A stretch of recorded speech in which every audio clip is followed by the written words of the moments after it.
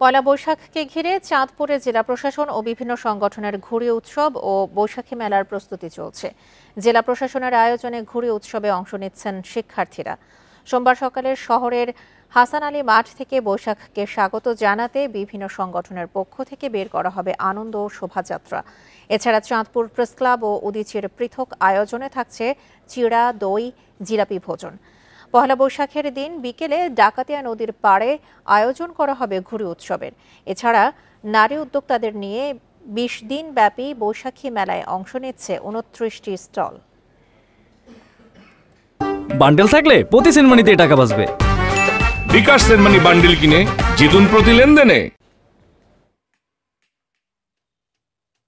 প্রতি বছর ডাকাতিয়ার পারে পয়লা বৈশাখের যে উৎসব সেই উৎসবটা হয়, তো এই বছর আসলে একটু ব্যতিক্রমভাবে উৎসবটা পালন করা হবে।